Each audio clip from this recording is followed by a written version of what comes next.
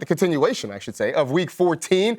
Big week, of course, across the board in fantasy, and a big one in the AFC West, what I like to call sort of the old-time Bob Trumpy, special. The Chargers and the Chiefs. The afternoon game. The afternoon game. You remember that. For a lot of us here on the West Coast. Yes. It was the afternoon game. Is either that or different. By the way, don't tell Ian that Arsenal's playing Fulham Sunday morning, so I might be watching that. Text me when you're on, because I'll break away to go watch that. It's okay. It's like 12 seconds. Anyway, Chargers and Chiefs. Otherwise, we're going to get into a whole Premier League sort of thing. As we look at this game, big one.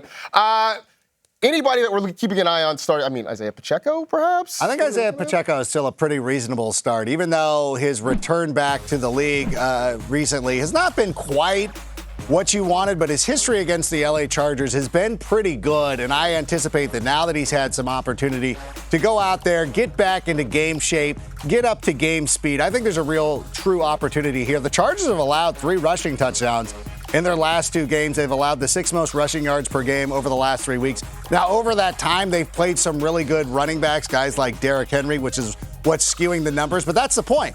Like, when you fatten up your record on running backs that are not so great, the good ones expose you.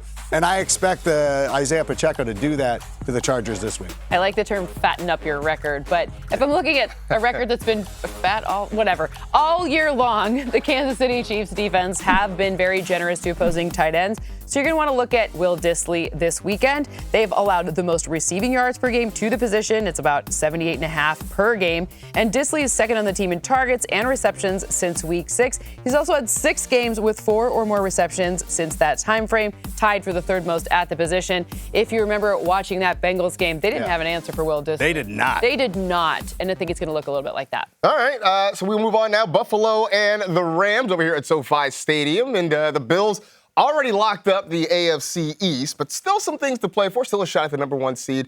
Meanwhile, Khalil Shakir continues to be maybe one of the most consistent options in that offense. You know what's really interesting is that Josh Allen is like the only quarterback to throw a relevant number of deep passes that doesn't have a deep touchdown on them. Wow. Enter Khalil Shakir in an opportunity here, even though, sometimes he runs little shorter passes, but I actually think this might be the game where we see at least 2 passing touchdowns, including one that's a deep pass. And Khalil Shakir has 29% target rate. That is the 8th highest among all wide receivers. And he has the 2nd highest catch rate. So he's getting targeted the 8th most, catching the 2nd most. So he's exceeding expectations there. And he's had 7 or more targets in 6 games. So, yeah, slide him on in. All right. In the end zone. Sounds good. At the running back position, I'm going to make sure that I am starting Kyren Williams. He has 12 games with at least 15 touchdowns. Or 15. That would be a record. Yeah. 15 touches this season. He's been heavily involved in this Rams offense. He has been the go-to guy. He has been the player that they've leaned on. They have not allowed Blake Corum to come in there and take any of the significant carries away from him. And now he's got a really good matchup against the Buffalo Bills, who've given up a lot of production to the running back position this season. We didn't really get to see that on Sunday night because of the snowy conditions, Christian McCaffrey going out. But I anticipate Kyren Williams being one of the top 10 running backs this week. I can guarantee the weather conditions will be a lot better for Bills-Rams than it was for Bills-49ers. Just going to go out on Canopy.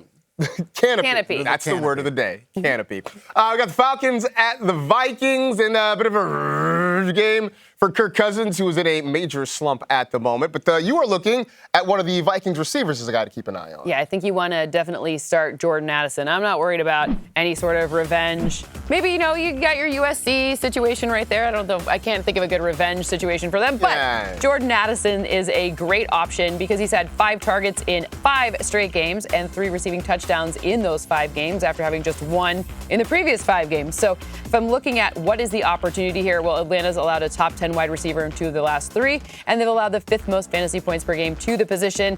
You also want to look at the fact that they've allowed tied for the 3rd most touchdowns to the position in the NFL, aka this is a great opportunity. Maybe even that other guy that's really good that does the gritty. Both of them could see the end zone in this one. Absolutely. And since we're talking Twin City Trojans, let's talk about Sam Darnold and how he is a good start this week because in part of the pass catchers you mentioned with Jordan Addison and Justin Jefferson. The fact that it's weird because I guess this is the nature of fandom, right? When you sort of troll through Vikings Twitter, they are frustrated with Sam Darnold. They want to pull their hair out about Sam Darnold. But he's been a fringe QB1 all year long, 5 top 10 finishes this season 18 or more fantasy points with multiple touchdown passes in 5 of his last 6 games. Yes, people who love the law, sausage, and Sam Darnold fantasy points should watch neither one being made. But in the end, maybe this is a results over process thing. I don't know. But it turns out to be pretty good. And this is a pretty good matchup for Sam Darnold to get things done. How do they make sausage? Browns and the Steelers this week, presumably not played inside of a snow globe.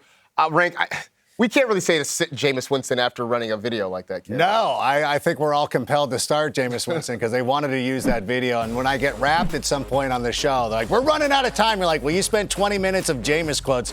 Don't get mad at me. But Jameis Winston has been very good since week 8 when he was inserted into the starting lineup. He's averaging over 330 passing yards per game. Nobody in the NFL throws for 300 yards anymore. Like, it just doesn't happen. Like, all these quarterbacks, like, look at Jordan Love last night. What do you have, like, did he even have 200 yards? But Jameis is routinely going out there and throwing up a ton of yards. Does he throw a lot of picks? Sure.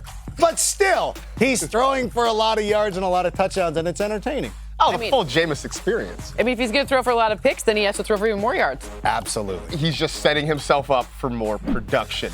Meanwhile, speaking of being set up for production, Russell Wilson's done a great job of getting a lot of the skill position guys involved in Pittsburgh, including Pat Freiermuth, who, quiet as he's kept, has been the leading receiver over the last couple of weeks for the Steelers. Yes, I know 2 games is a small sample size, but it counts anyway. The Browns defensively against tight ends have been so-so, but I just think with the way Russ has been distributing the football, spreading it out, getting George Pickens, Calvin Austin, and Freiermuth involved, and understanding, if you haven't heard, 6 teams are on a bye, you're probably looking to stream at the position. Pat Freiermuth, a very good option. 6 teams are on a bye? Yeah, I know. Why do they do that? I don't know why they would do that. Seahawks and the Cardinals, interesting one in the NFC West. And Cynthia, Jackson Smith-Njigba having the year this year that we had hoped he would have last year, but, better late than never, right? Absolutely, and if you look at where he's doing his damage, it's in the slot. And I know they just played a couple weeks ago, and I know you're like, well, aren't they going to stop him in this matchup? They're getting better on defense, yada, yada, yada. My answer is they still really haven't answered anything in the slot. And by the way, Smith-Njigba himself has 3 receiving touchdowns in the last 4 games. He's had more than 70 receiving yards in 4 and more than 7 targets. So it's really all about where are the deficiencies to the Arizona defense. They haven't solved the slot problem yet. So play JSN. All right, well, there's certainly a world in which JSN eats, and Geno Smith is still sort of a player to beware of, because when these 2 teams met just a couple of weeks ago, 254 passing yards, which isn't terrible, but a pick and an interception, just 12.3 points for Geno in that one. And that's sort of part of a trend. Fewer than 16 fantasy points in 4 of his last 5 games. As you mentioned, Cynthia, that Arizona defense has improved from where we saw it at the start of the year. They've given up fewer than 230 net passing yards in 5 straight games. So certainly we could see him feed JSN and maybe kind of struggle around the rest of the field. So Geno, maybe a guy to sort of beware of coming up this week. Panthers and the Eagles. The Panthers, as you mentioned, Ray, kind of masters of moral victories lately. Oh, yeah. Very nice. They're having a nice run. Look, they're Bryce fighting Young hard. looks good. They're getting close. Adam Thielen's playing pretty well. And speaking of Adam Thielen, I know that it's going to be an opportunity to chase the points with Adam Thielen, which is why I'd probably shy away from him in DFS formats. But in your season-long leagues, and you're looking for a wide receiver to start during these desperate times, I really like the opportunity for Adam Thielen. He's had at least 50 receiving yards in each of his last 2 games since he returned from injury in Week 12. He's had a receiving touchdown in 2 of his last 3 games played. The Panthers have been scoring a lot of points. They're top 12 in points scored since Week 9.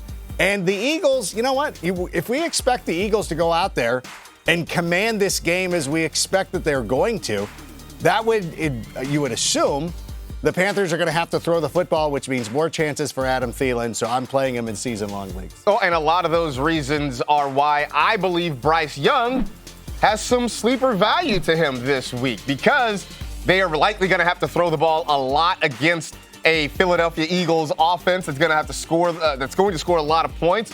Young has looked so much better since he's come off the bench after Andy Dalton started a few games there for Carolina. We saw it really pay off against Tampa Bay last week. So again, the matchup not great on paper. This could be one of those situations where volume sort of wins the day. Certainly in 2 quarterback leagues, you're starting Bryce Young, but maybe if you were in a pinch, has some low-end QB1 vibes for people who are forced to start him in single quarterback leagues. The 2020